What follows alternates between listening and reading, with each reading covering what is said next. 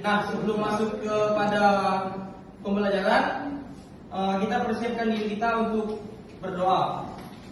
Dalam nama Bapa dan Putra dan Roh Kudus, amin.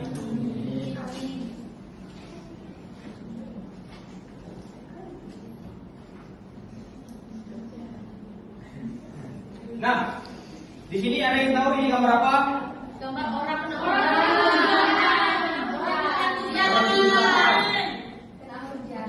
Apa tadi?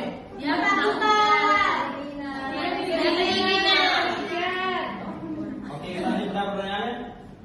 Di sini siapa yang pernah mengalami kesulitan? Siapa tadi? Berarti semuanya pernah mengalami kesulitan ya?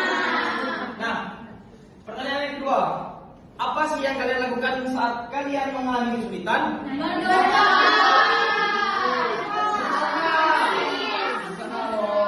Berdoa atau berdosa? Nah, kalau misalnya ada teman kalian yang mengalami kesulitan, apa sih yang kalian lakukan?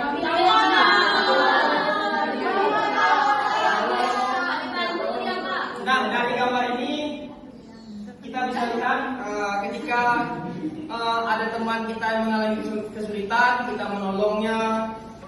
Dan ketika kita mengalami kesulitan, kita berkeluh kesah kepada Tuhan dengan cara berdoa. Nah, selanjutnya dari gambar ini, apa yang dapat kalian ambil? Apa yang dapat kalian ambil? Yesus menderita. Nah, apa yang kalian katakan tadi sudah benar ya anak-anak? Nah, gambar ini yaitu Yesus menderita. Ini Yesus disalib.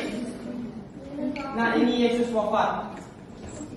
Nah, sebelum kita masuk kepada pembelajaran yang lebih mendalam, Bapak akan menampilkan sebuah video agar membuka wawasan kita untuk mengamati dan mencerna pembelajaran kita pada hari ini.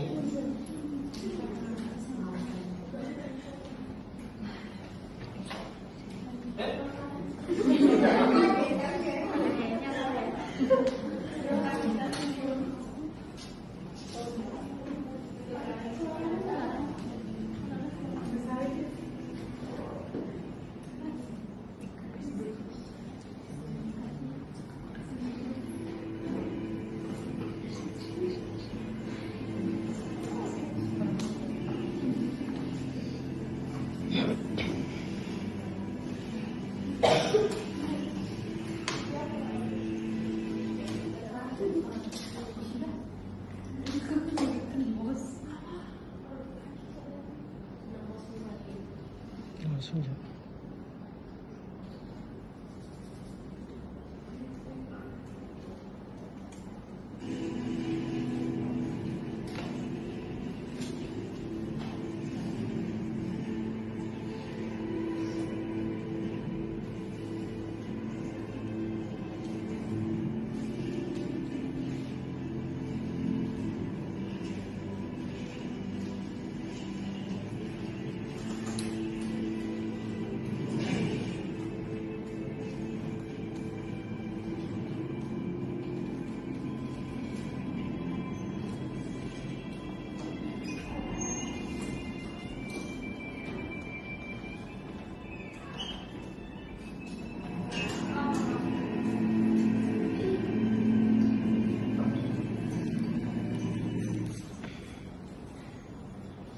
Nah, tadi kan kita sudah melihat dan menonton film singkat kan.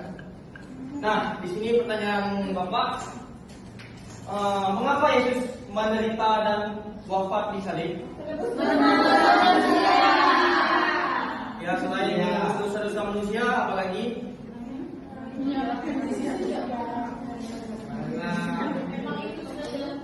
Oke. Nah, Yesus menderita wafat dan disalib yaitu untuk menembus dosa. Yang dimana dalam iman Kristen semua manusia telah jatuh dalam dosa dan terpisah dari Allah. Yesus yang tanpa dosa jatuh dalam dosa. Maka dari itu dosa-dosa kita Yesus yang menanggungnya. Selanjutnya, wujud kasih yang sempurna. Pengorbanan Yesus di salib adalah bentuk kasih Allah yang paling nyata, kasih yang rela berkorban demi keselamatan orang lain. Tidak ada kasih yang lebih besar daripada kasih seorang yang memberikan nyawanya untuk sahabat-sahabatnya. Dari yang Bapak bacakan tadi, di sini siapa teman-teman yang pernah rela berkorban atau membantu teman-teman yang lagi kesusahan? Saya Pak. Nah contohnya seperti apa kamu rela berkorbannya? Saya Pak membantu dia kalau kesulitan. Ada yang lain? Ya Pak ya. Saya pernah rela berkorban demi bangsa ya Pak.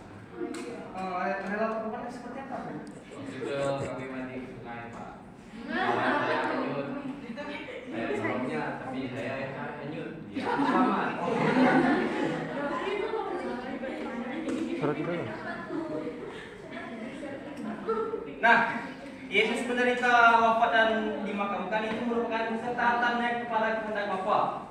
Nah, Yesus menunjukkan ketaatannya yang sempurna kepada Allah Bapa, bahkan sampai mati. Ia tidak menghindar dari penderitaan karena tahu bahwa melalui salib rencana keselamatan Allah akan digenapi. Dari ketaatan Yesus kepada kehendak Bapa mengajarkan bahwa Yesus taat kepada Bapa sampai ia rela wafat dan dimakamkan di kayu salib untuk menebus dosa-dosa manusia.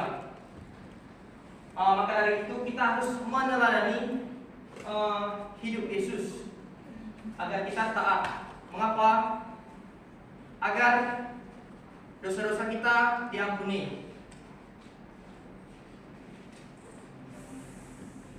Oke, selanjutnya apa sih yang dirasakan para murid Yesus saat mendengar Yesus bangkit? Di sini ada yang tahu? Sedih. Terkejut, takut, kaget ya Pak. Kaget. Saya sebagai teman. Oke. Nah, di sini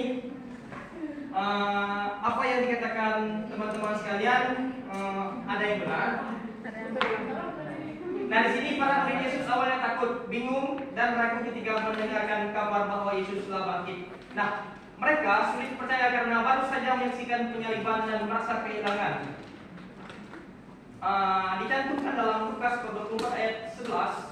Tetapi perkataan itu bagi mereka seperti omong kosong, dan mereka tidak percaya kepada perempuan-perempuan itu. Nah, sedangkan yang ayat Yohanes bab 20 ayat 20, ketika Yesus menampakkan dirinya dan menunjukkan tangannya serta lambungnya, hati mereka dipenuhi takjub dan sukacita. Dan selanjutnya di Kisah Para Rasul bab 1 ayat 8, kebangkitan itu membuat mereka semakin beriman dan berani bersaksi. Dari murid yang takut menjadi berubah, menjadi pembawa kabar gembira ke seluruh dunia. Nah, tadi yang kalian katakan itu sudah benar. Ketika para murid menyaksikan Yesus bangkit, mereka merasa bingung, takut. Akan tetapi, ketika Yesus menampakkan dirinya kepada mereka, mereka dipenuhi rasa takjub dan sukacita.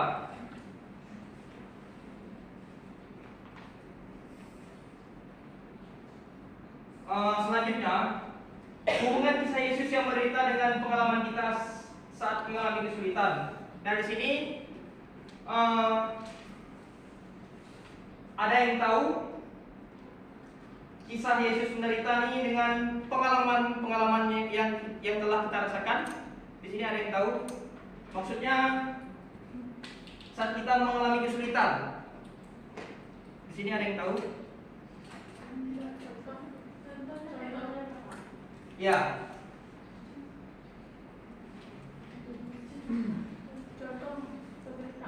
Contoh kisah Yesus, maksudnya dari kisah Yesus, pengalaman-pengalaman kita saat mengalami kesusahan atau menolong orang lain itu seperti apa? Oh, tidak diterima. Kami dari semua. Oke. Kisah Yesus yang menderita mengajarkan bahwa Tuhan memahami penderitaan manusia karena Yesus sendiri telah mengalaminya.